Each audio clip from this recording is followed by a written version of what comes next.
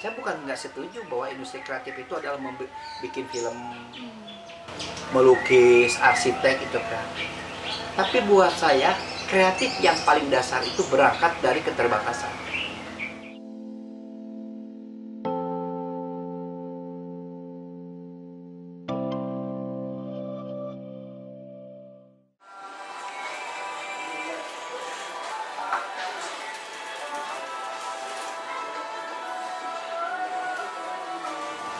5 adalah lahir dari kepepet dan menjadi solusi.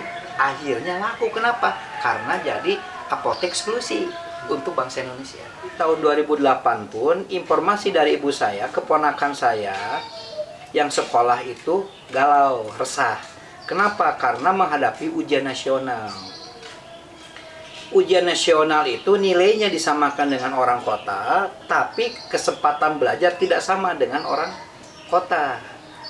Nah, bahasa ibu saya, kok begitu teganya pemerintah kepada rakyat kecil seperti mama, kata ibu saya. Nah, saya tidak bisa berbuat dengan memberikan jawaban yang secara lisan. Cuma saya tangkap saja bahwa ibu saya perlu yang namanya penerangan. Memang belum ada listrik di tempat saya, belum PLN belum masuk. Berlari-lari di taman mimpiku, imajinasi telah menghanyutkanku, mimpiku sempurna, tak seperti orang biasa. Masih banyak saudara-saudara kita yang terutama di bagian luar Indonesia ataupun di pedalaman Indonesia itu walaupun sekitar sudah 70 tahun kita merdeka masih belum merasakan apa yang namanya lampu. Bahkan lampu itu terangnya kayak gimana mereka itu nggak tahu. Nah, akhirnya berkat kerjasama inilah antara Pak Asep dan Pak Ujang, akhirnya 5 mendirikan produksi di Pondok Pesantren Darul Hidayah sendiri.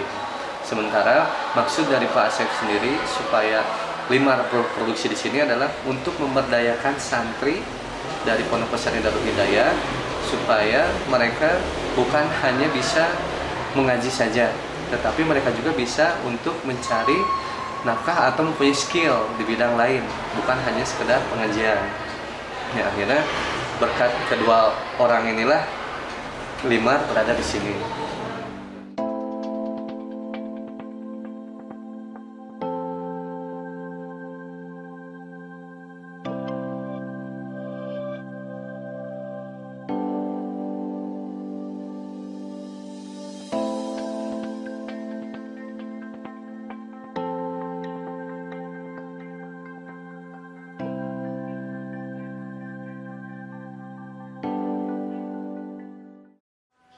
Saya membuat lampu namanya Limar Listrik Mandiri Rakyat. Lampunya 1 watt, terangnya 10 watt, usianya 10 tahun. Dibikin sendiri semuanya.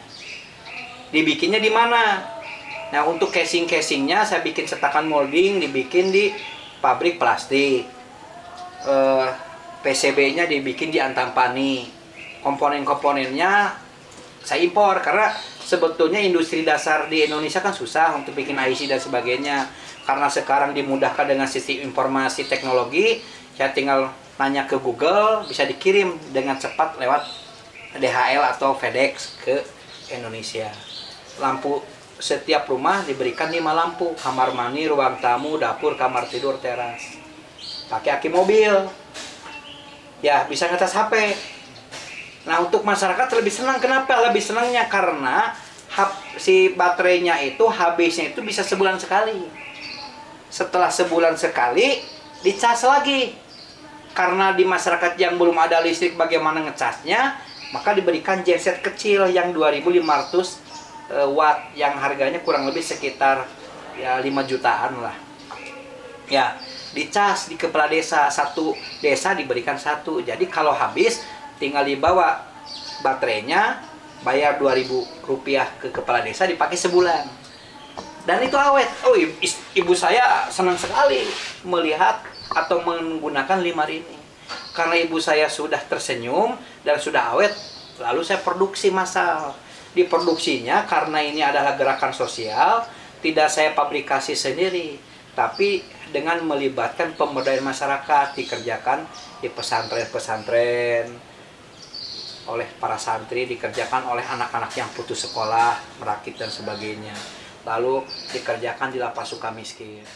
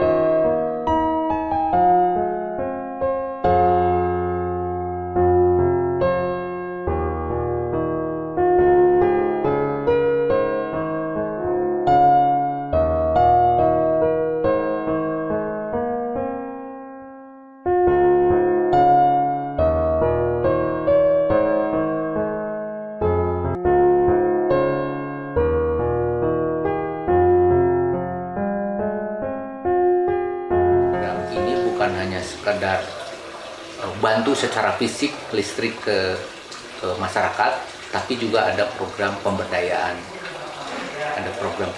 masyarakatnya, di mana kebetulan saya punya pesantren di Bandung, pesantren Darul Hidayah, ya, yang mana saya berinisiatif untuk mengkaryakan santri-santri saya, ya, yang tadinya itu kalau siang itu mereka itu nggak mempunyai aktivitas, ya, jadi setelah mereka ngaji malam itu siangnya itu nggak mempunyai aktivitas, sehingga saya mengambil inisiatif untuk mereka dilatih membuat lampu limar ini.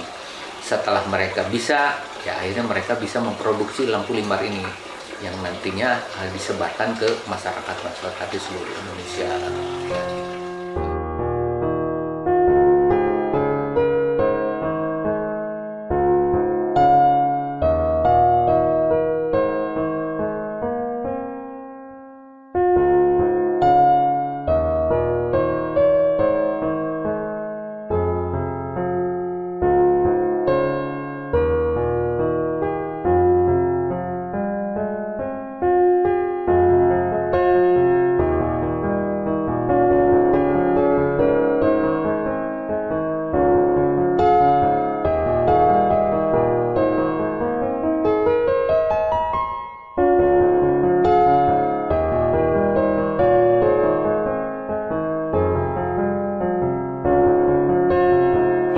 Lama banget menunggu lampu ini, mungkin 7 bulan yang lalu saya nunggu.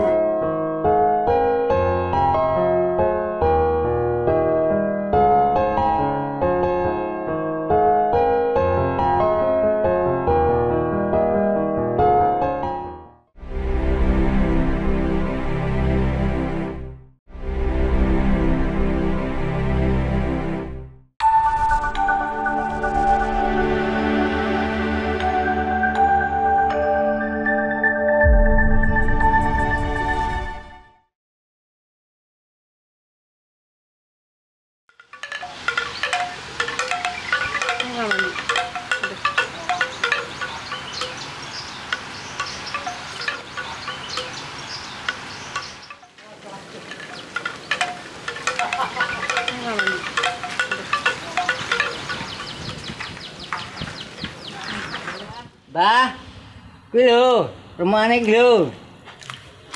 Kuwi rumahane kuwi diduke kuwi.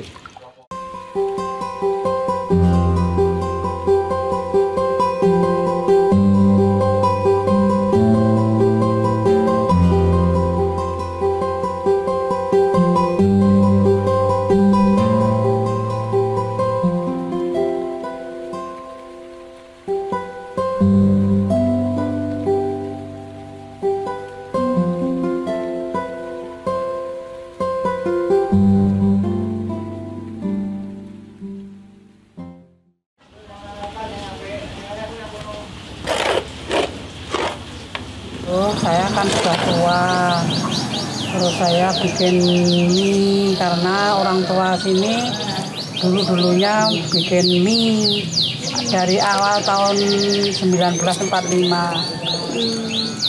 Terus orang tua meninggal, terus saya itu 20 tahun saya nyuli kasaran. Nyuli.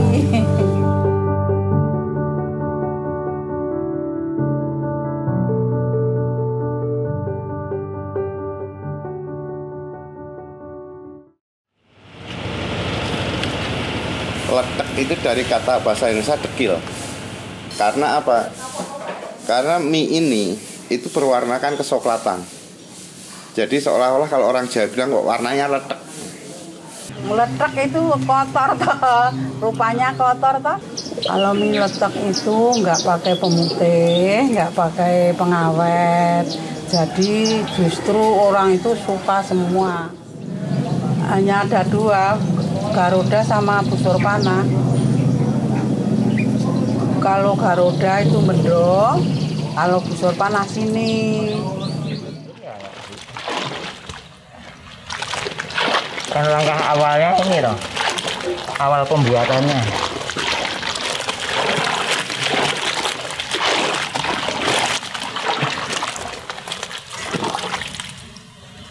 Nah ini dikarungi. Besok dikarungi kayak itu loh, Mas. Tahun 2000 saya ke sini. Sini produksinya tahun 2000. Jadi sini produksi saya di sini sudah 7 bulan saya gitu. Sini produksi 7 bulan saya masuk. Mie letek pembuatannya kita dengan sistem masih tradisional sekali. Saya urutkan, saya akan dari awal. Pertama dari tepung gaplek yang kita tepungkan, kita giling jadi tepung, lalu kita rendam di dalam bak kurang lebih ya 2 hari. Air kita suling ganti air sampai air yang warna merah itu sudah tidak merah, warnanya sudah putih. Setelah itu tepung gaplek kita tiriskan. Setelah kita tiriskan, kita campur di silinder. Kita menggunakan silinder masih menggunakan sapi, masih tradisional. Kalau pakai mesin tak hanya mesin itu ya kurang keras lah, kurang keras. Orang sudah nyoba tapi hasilnya baik pakai sapi.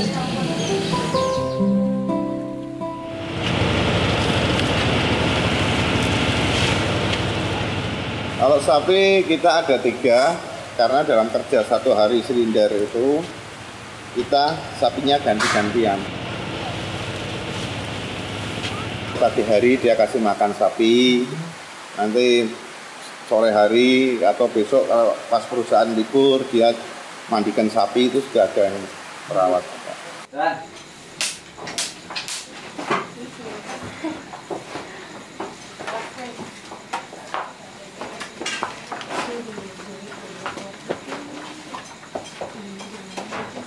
Setelah campur, kita keraskan, kita padatkan, atau kita potong-potong bentuk kotak-kotak sekitar ya paling sekitar 20 x 20 cm. Kita masukkan ke pengukusan.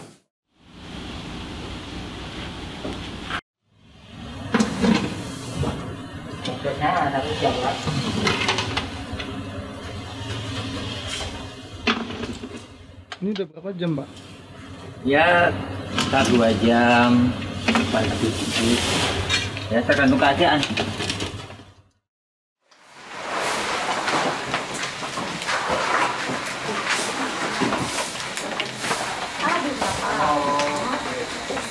Terus di slender pakai sapi sampai menul-menul, sampai pulen. Kalau kadar air terlalu banyak, kita tambah dengan tepung tapioka kering. Begitu sudah cukup, sudah bagus, lalu kita masukkan ke mesin press. Mesin press itu fungsinya untuk menjadikan tepung menjadi bentuk mie, untuk mencetak dari tepung menjadi mie. Itu seperti itu. Setelah itu mie diuraikan, ditata bagus, kita kukus lagi.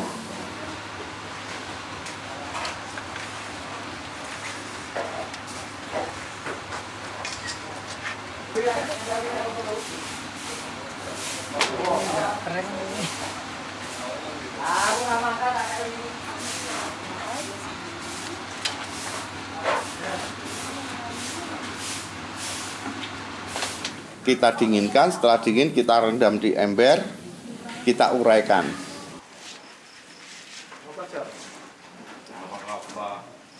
Setelah kita uraikan, kita bentuk kotak-kotak untuk dijemur. Begitu kering, sudah siap packing untuk siap jual.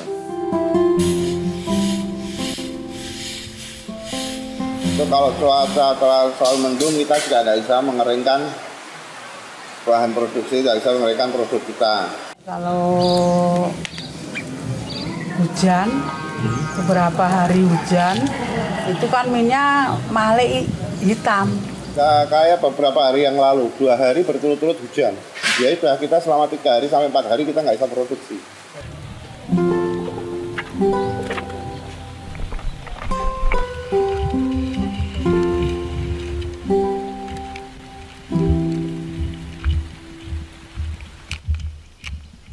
Untuk jumlah pekerja sekitar 35 orang. Semua ada orang sekitar sini. Pekerja di sini lama ya, ada yang sampai usianya 70, 80 masih kerja di sini.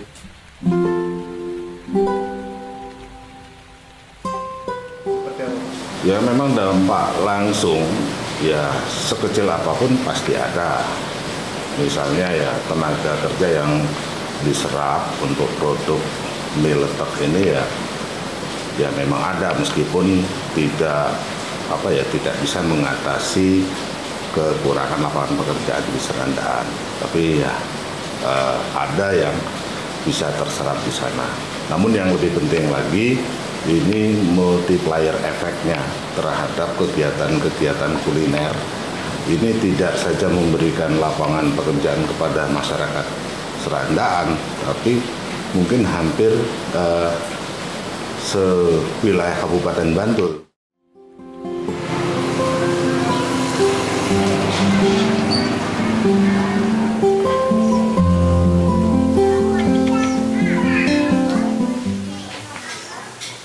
Ya, saya dulu anaknya Mbah Mendes itu.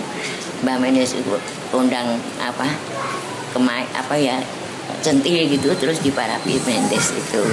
Terus dia yang menjual bakmi, terus ibu saya itu meninggal, saya yang mengganti jualan bakmi. Ya laku dulu, baru sekarang sudah banyak yang jualan. Tahun 80 itu saya buka bakmi, terus sampai sekarang itu itu ceritanya. Saya tahun 80 itu buka, saya kok lumayan. Dulu saya ada sotonya, goreng-gorengan tuh laris sekali mas. Dulu yang mengatakan ledek itu malah pembeli, kalau saya nggak tahu. Ledek itu apa tuh? Saya bilang gitu. Ya ini namanya ledek, ini kan ledek. Oh iya, nggak bisa.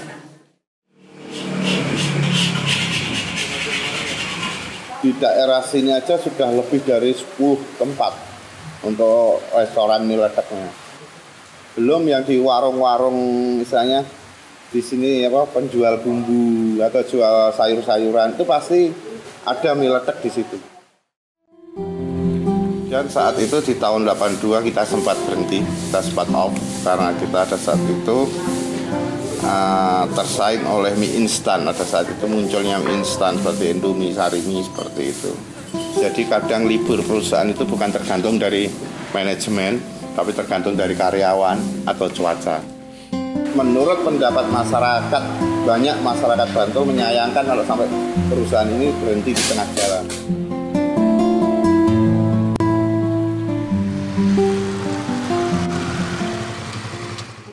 Kebetulan usaha mie letek yang sudah dikelola ini sudah berjalan bertahun-tahun lamanya. Mungkin sewaktu dulu mereka juga dalam masih kategori yang mikro, dilakukan dengan omset yang kecil, bahan baku yang sedikit. Tetapi dengan berjalannya waktu, kemudian berkembangnya informasi dan teknologi, kemudian mie letek ini bisa menjadi besar dan dalam kategori usaha yang sudah menengah.